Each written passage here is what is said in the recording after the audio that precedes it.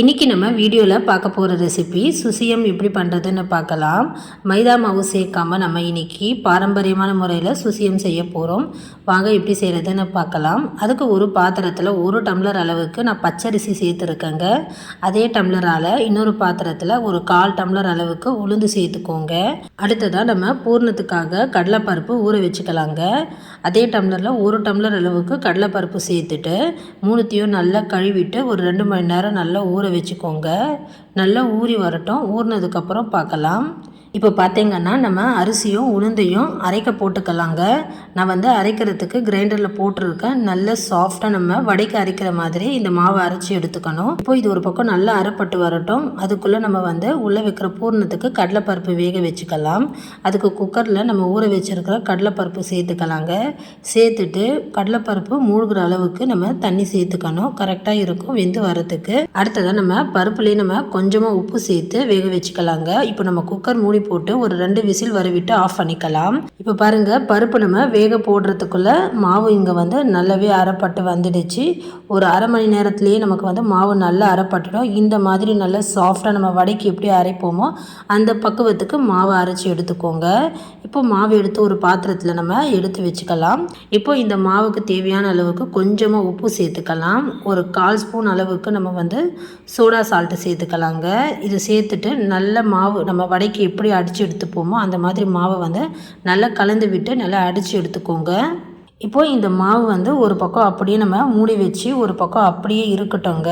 நம்ம உள்ளே வைக்கிற பூர்ணத்தை இப்போ ரெடி பண்ணிக்கலாம். இப்போ பாருங்கள், பருப்பு வந்து இந்த அளவுக்கு நல்ல சாஃப்டாக வெந்து இருக்கணும். கையில் இந்த மாதிரி மசிச்சு விட்டிங்கன்னா சாஃப்டாக மசியணும். இந்த அளவு பக்குவத்துக்கு பருப்பை வந்து நல்லா வேக வச்சு எடுத்துக்கோங்க. நம்ம சேர்த்த தண்ணி கூட கொஞ்சம் கூட இல்லை பாருங்கள். இந்த அளவுக்கு தண்ணியே நீங்கள் வந்து கரெக்டாக சேர்த்துக்கோங்க. இப்போ இந்த மாதிரி கரண்டியால் லைட்டாக அழுத்தி விட்டு மசிச்சு விட்டிங்கன்னா பருப்பு வந்து ஒன்றும் பாதியமாக வந்து நல்லா மசிஞ்சு வந்துடும். வேக வச்ச பருப்பில் தண்ணி இருந்ததுன்னா உங்களுக்கு வந்து அந்த தண்ணியை வந்து வடிகட்டிட்டு அதுக்கப்புறம் இந்த மாதிரி மசிச்சு எடுத்துக்கோங்க. அடுத்ததாக இனிப்புக்கு நம்ம வந்து ஒரு 3/4 டம்ளர் அளவுக்கு வெல்லம் சேர்த்துக்கலாம். 1 டம்ளர் பருப்புக்கு 3/4 டம்ளர் அளவுக்கு வெல்லம் சேர்த்துக்கோங்க. இனிப்பு வந்து கரெக்டாக இருக்கும். ஒரு 1/4 டம்ளர் அளவுக்கு தண்ணி சேர்த்துட்டு வெல்லம் நல்லா கரைஞ்சி வர வரைக்கும் வேக வச்சுக்கோங்க. இப்போது வெல்லம் நல்லா கரைஞ்சி வந்ததும் நம்ம வேக வச்சு மசிச்சு எடுத்த பருப்பை வந்து சேர்த்துட்டு நல்லா கலந்துக்கலாம். தண்ணி அதிகமாக சேர்த்துட்டிங்கன்னா இறுகி வரத்துக்கு ரொம்ப நேரம் ஆகுங்க. ஒரு 1/4 டம்ளர் அளவுக்கு மட்டும் தண்ணி சேர்த்து கரைச்சிக்கோங்க. இப்போ பருப்பு ஓரளவுக்கு கொஞ்சம் லைட்டாக கெட்டிப்பட ஆரம்பிக்குது பாருங்கள். இந்த அளவுக்கு கொஞ்சம் லைட்டாக கெட்டிப்பட ஆரம்பித்ததும் நம்ம வந்து ஒரு அரை மூடி அளவுக்கு தேங்காவை நல்லா துருவி சேர்த்துக்கலாம். வாசனைக்கு ஒரு 2 ஏலக்காய் சேர்த்துருக்கேங்க. இப்போது இது எல்லாமே சேர்த்து நல்லா கலந்துக்கலாம். துருவின தேங்காய் சேர்த்ததுக்கப்புறம் இன்னமும் கொஞ்சம் நல்லா டைட்டாக இறுக ஆரம்பிக்கும் பாருங்கள். இப்போ இது எல்லாமே சேர்த்து நல்லா கலந்து விட்டதுக்கப்புறம் இந்த மாதிரி பாத்திரத்தில் ஒட்டாமல் எல்லாமே ஒன்றா சேர்ந்து சுரண்டு வர அளவுக்கு நல்லா இறுக்கமாக நல்லா வேக வச்சுக்கோங்க. அடுப்பை வந்து மீடியம் ஃப்ளேம்லேயே வச்சு நல்லா மிக்ஸ் பண்ணிக்கோங்க. இப்போ பாருங்கள், பூர்ணம் வந்து இந்த அளவுக்கு பாத்திரத்தில் எல்லாமே ஒட்டாமல் ஒன்றா இந்த அளவுக்கு திரண்டு வரணும்.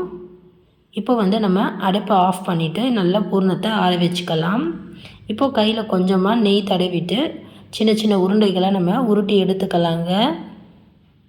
இப்போது இந்த பூர்ணத்தை ஒரு எலுமிச்சம்பழம் சைஸுக்கு வந்து நான் உருட்டி எடுத்துக்க போகிறேங்க.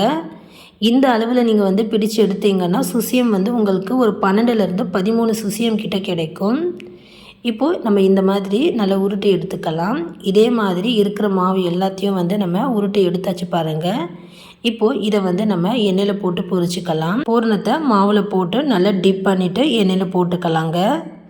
மாவு வந்து கொஞ்சம் லூஸாக இருக்கிற மாதிரி பார்த்துக்கோங்க. ரொம்ப டைட்டாக இருந்தால் நமக்கு வந்து மாவு எடுக்க வராது. இப்போ பாருங்கள், இந்த மாதிரி மாவு எடுத்து ஒரு 5 விரலாலையும் நம்ம வந்து இப்படி எடுத்துட்டு மாவு வந்து கார்னரில் மிச்சம் மீதி இருக்கிற மாவை நல்லா வழிச்சிட்டு நீங்கள் எண்ணெயில் போட்டுக்கோங்க. இந்த மாதிரி எடுத்து போட்டிங்கன்னா அங்கங்கே நமக்கு வந்து மாவு வந்து பிசுறு போல் விழாது. அதே போல் நமக்கு வந்து வால் போலையும் வராதுங்க. இப்போது ஒரு பக்கம் மேலே நல்லா இந்த மாதிரி வெந்து வந்ததுக்கப்புறம் திருப்பி போட்டுக்கோங்க. இப்போது 2 பக்கமும் நல்லா பொன்னிறமாக வர வரைக்கும் வேக வச்சுக்கோங்க.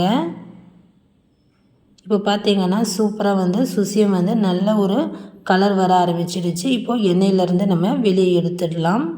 நல்ல சூப்பரான சுசியம் நம்ம ரெடி பண்ணி எடுத்தாச்சுங்க. பண்டிகைகளுக்கு மட்டும் செய்யாமல் ஈவினிங் ஸ்நாக்ஸாகவும் செய்யலாம். இதே மாதிரி நீங்களும் ட்ரை பண்ணி பாருங்கள். வீடியோ பிடிச்சிருந்தால் வீடியோக்கு லைக் பண்ணுங்கள், ஷேர் பண்ணுங்கள். சேனலை ஃபஸ்ட் டைம் பார்க்குறீங்கன்னா கோமதி ஃபுட் சேனலை சப்ஸ்கிரைப் பண்ணிக்கோங்க. நன்றி, வணக்கம்.